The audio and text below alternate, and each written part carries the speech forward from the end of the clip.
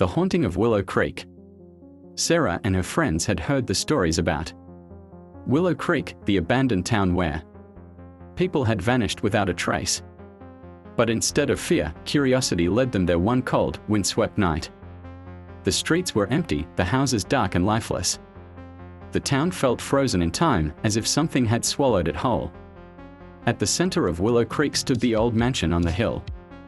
Legend had it that no one who entered ever came back. But that didn't stop Jake, the fearless one of the group, from pushing open the heavy, creaking doors. Inside, dust swirled in the stale air. The grand staircase loomed ahead, its wooden steps warped and brittle. The air felt thick, charged with something unseen. Sarah noticed the paintings on the walls, portraits of people with hollow eyes, their expressions shifting when she wasn't looking.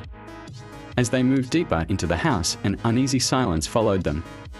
Every so often, Sarah thought she saw something in her peripheral vision, a shadow darting just out of sight. She wasn't the only one. Emily whispered, "I swear I heard breathing." But there was no one there. Then they found the basement door. It shouldn't have been open, but it was. A damp, musty smell curled up from the darkness below. Jake led the way, flashlight beams barely cutting through the heavy blackness. At the far end of the basement stood an old stone door, its surface carved with strange symbols. Against her better judgment, Sarah pushed it open. Inside, the air was ice cold. In the center of the small, windowless room sat a wooden chest, its surface cracked with age. A deep unease settled in her stomach. "Maybe we shouldn't," Emily murmured, stepping back. But Sarah's hands moved on their own, lifting the lid.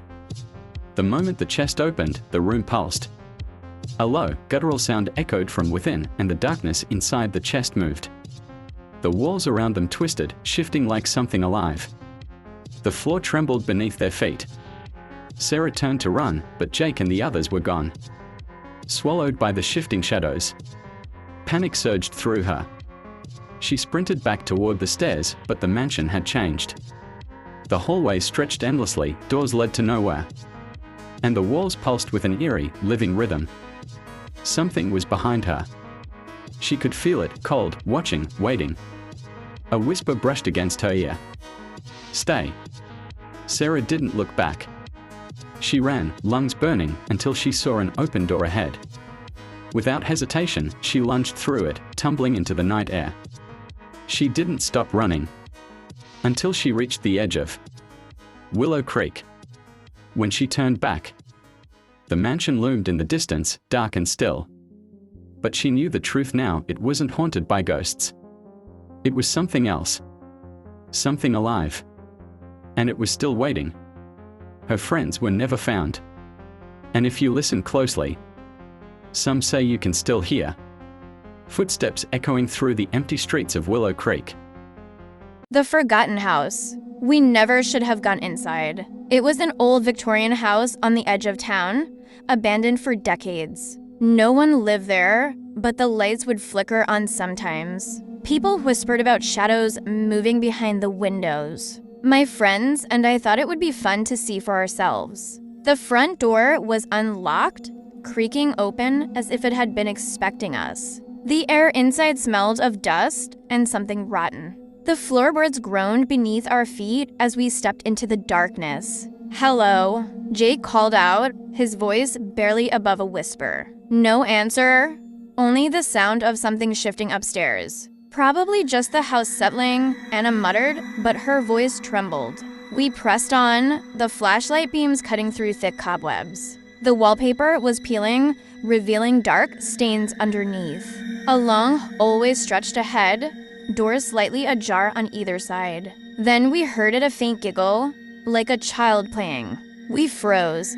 No one else was supposed to be here. "Did you hear that?" I whispered. "Let's just go," Anna said, backing toward the door. But Jake was already moving ahead, drawn toward the sound. He pushed open one of the doors, revealing a nursery untouched by time. A small wooden rocking chair swayed gently, as if someone had just gotten up from it. A doll sat in the center of the room, its glass eyes staring. "Guys, look," Jake pointed to the wall. Scratched into the wood in jagged letters were the words, "Stay and play." A chill ran down my spine. Then the door slammed shut behind us. Anna screamed, pounding on the wood, but it wouldn't budge. The air grew heavy, pressing against us like unseen hands. The giggle came again, closer this time. The doll in the chair moved. Its head tilted to the side, and its lips curled into a grin. "Time to play," a voice whispered, but it didn't come from any of us. The lights flickered violently. Shadows stretched and twisted along the walls. The rocking chair scraped across the floor, moving toward us. Then everything went dark.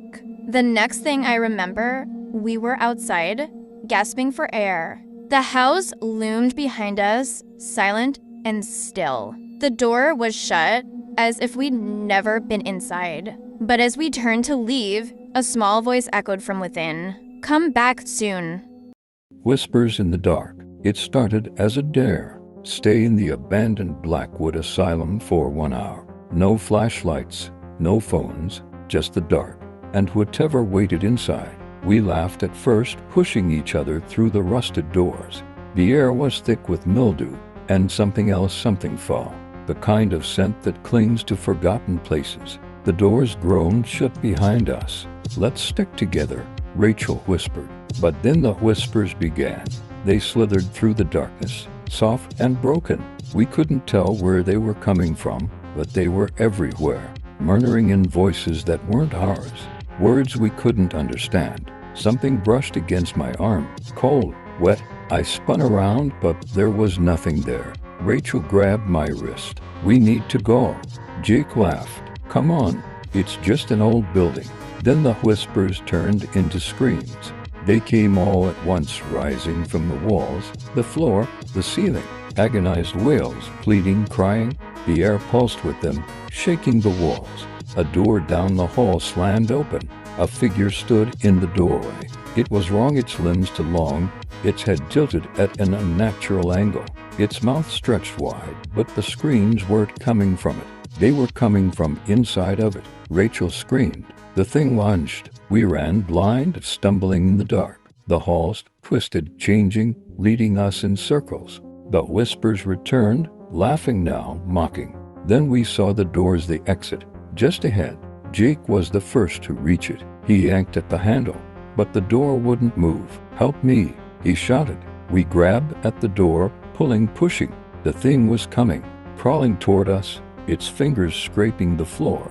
Then it stopped. It rose to its full height, towering over us. Its mouth opened wider, and everything went black. When I woke up, we were outside. The asylum stood silent, undisturbed. The doors were locked, rusted shut. Jake was gone. We called his name, searched the woods, pounded on the doors. Nothing.